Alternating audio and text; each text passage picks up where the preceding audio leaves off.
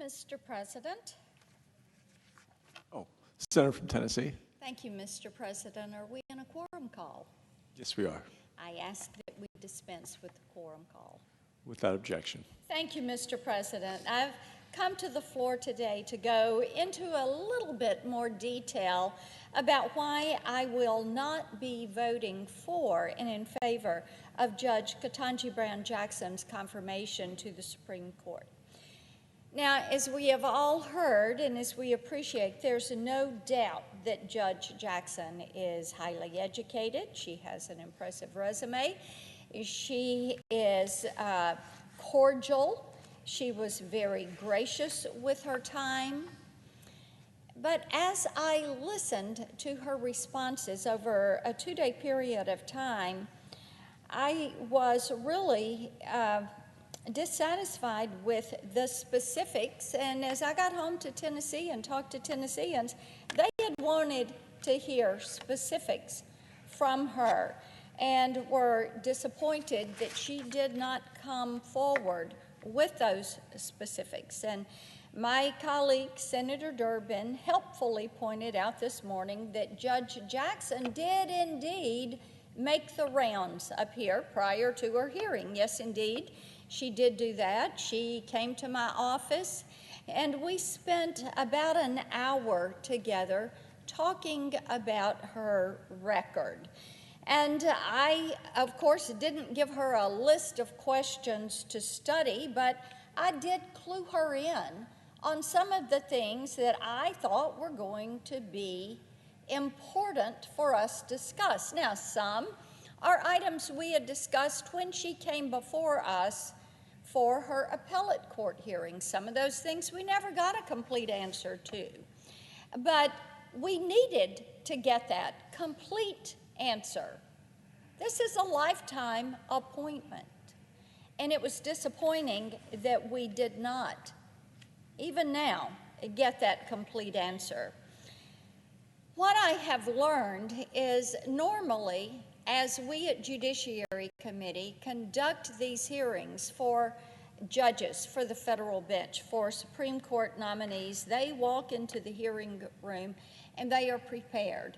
They kind of come loaded with their remarks and their answers.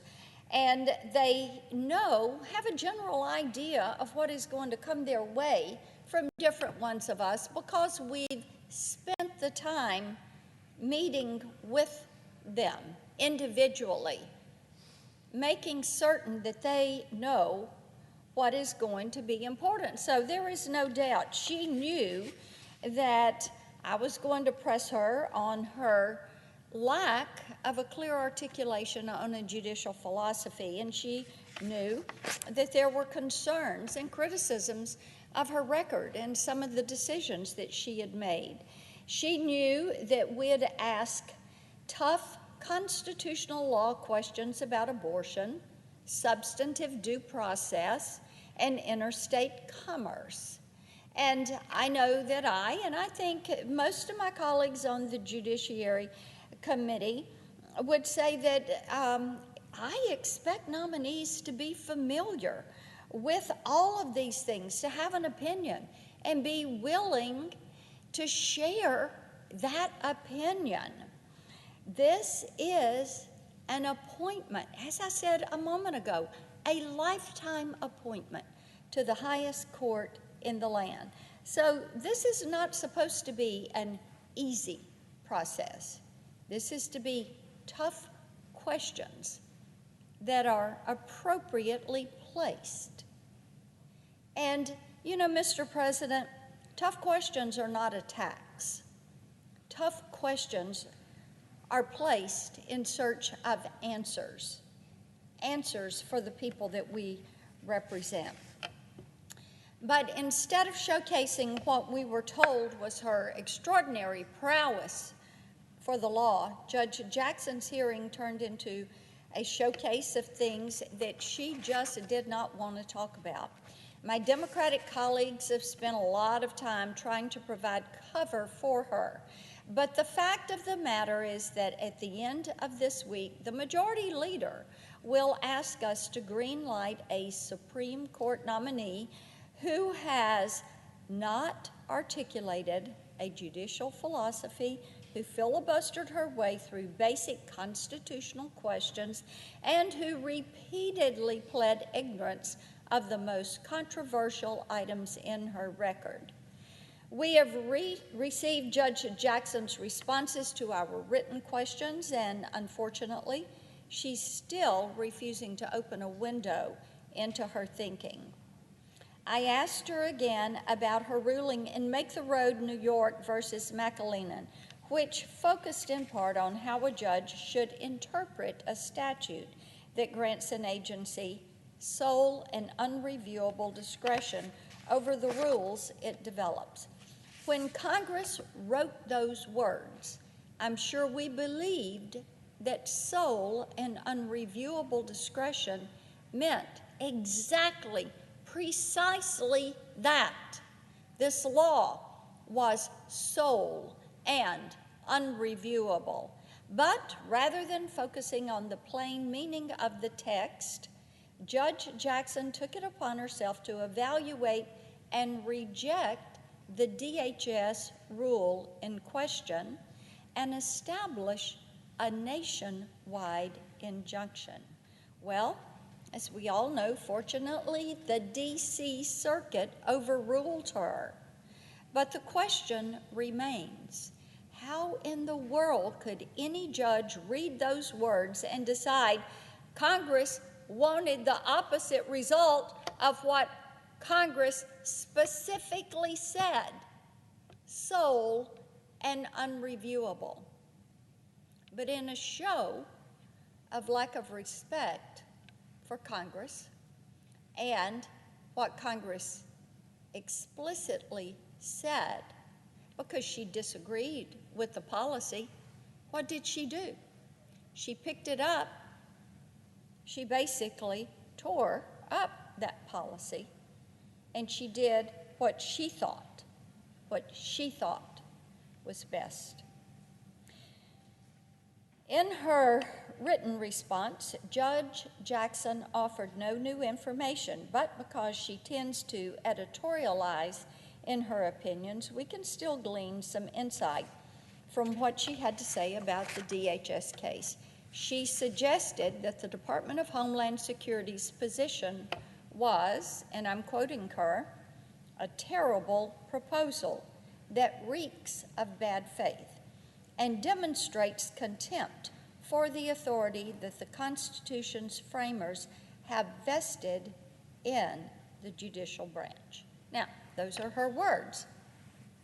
I think that language might give us a hint as to why she ignored the statutory text. Now, Mr. President, in Tennessee, Tennesseans look at that and say, well, that is the work of an activist judge. They're trying to legislate from the bench. They didn't like what Congress did, so they said, we're going to pick it up, we're going to toss it out, we're going to do what we think that policy ought to be. Now, that was the effect of that ruling because she ignored the statutory text. I have lingering questions about other times Judge Jackson has used this type of rhetoric to signal her policy disagreements. Again, Tennesseans say that is judicial activism. During the height of the COVID-19 pandemic, she used a written judicial opinion to advocate for the mass release of all 1,500 criminals in the custody of the D.C. Department of Corrections. That's right, the release of all 1,561 detainees, all of them. During her hearing, she claimed she was merely repeating one of the attorney's arguments, but we went back and we read the opinion. And when we read the opinion, it is very clear that was not accurate. If you take her words at face value, you'll get the impression that she believes a mass release of detainees, of criminals, a mass relief is appropriate during the pandemic. So, if you look at our past pandemics, and if you say, well, a pandemic is going to come around, we're going to have something every 5 or 10 years, I think it's reasonable to question her judgment on this. What happens when you have the next Spanish flu or the next SARS? What happens the next time there is a pandemic? I think American citizens, I think Tennesseans, want an answer on that. Why would someone think, open the doors and release them, and then lament that they are not able to release all of them? I've got questions about her record of being lenient with criminals. Over the course of her career, Judge Jackson has developed a disturbing habit of granting leniency to dangerous criminals. She released a man who murdered a U.S. Marshal and gave a reduced sentence to a criminal who was known for attacking police officers. She under-sentenced child porn offenders at every available opportunity, not once or twice, but every time. If the guidelines gave her discretion, she used it to go easy on pedophiles. She looked for ways to go easy on dangerous drug offenders. And at one point, she actually apologized to a self-described fentanyl kingpin for his harsh sentence. That is of concern. It's of concern to many moms who, their top issues right now, inflation, open border, crime in the streets. They're worried about that. They're worried about what is happening. She had the opportunity to clear this up, but at no point did she offer a reassuring explanation of why she so consistently used her discretion to tip the scales, not in favor of victims, but tipping those scales in favor of criminals. On this point, we're not questioning her methodology, we're questioning her judgment. When I was back home in Tennessee this weekend, everyone wanted to talk about Judge Jackson's inability to define the word woman. The media has spent a great deal of time mocking that question, and I will tell you that is quite all right, because out there in the real world, people care about how she chose to respond to that question. Their position is that if the media felt justified in mocking the very fact that I did ask that question, why did Judge Jackson have so much trouble answering that question? As my colleague, Senator Cruz, mentioned this morning, we have journalists today running around the Capitol demanding that Republican senators answer the question. Why aren't they asking the same of Judge Jackson? Every day, Tennesseans are subjected to this assault on common sense, and they are not interested in playing along with this. Why, they want to know, is the left so terrified to confront how the American people define the word woman and womanhood?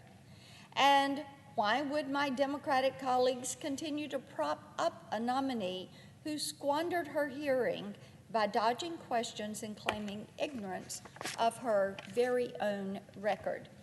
Tennesseans aren't interested in playing politics.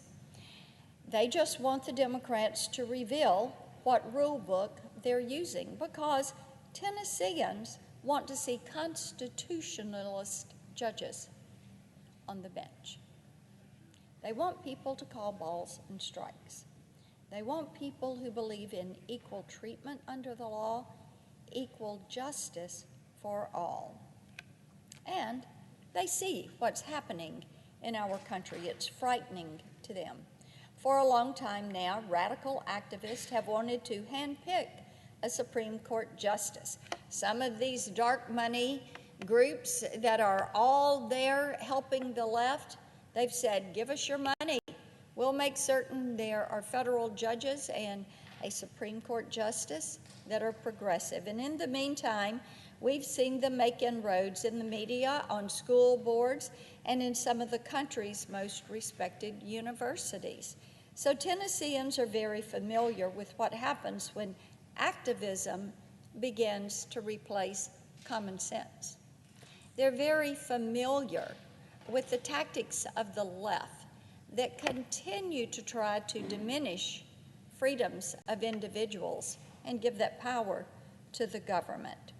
And that is why they want constitutionalists on the court, not activist judges who are there to take up arms in the culture war. They don't want an agenda. They don't want to hear about a methodology. They want proof that Judge Jackson has a vision for America that is rooted in the Constitution. They want to have proof that this is somebody that believes in preserving our faith, our families, our freedoms, preserving hope and opportunity for all. They want somebody who is going to say, I believe in the American dream, and I'm going to preserve the right for every girl and boy to live their version of the American dream. Unfortunately, just like the president who nominated her, Judge Jackson has provided no evidence of that vision. I am a no vote on her confirmation. I yield the floor.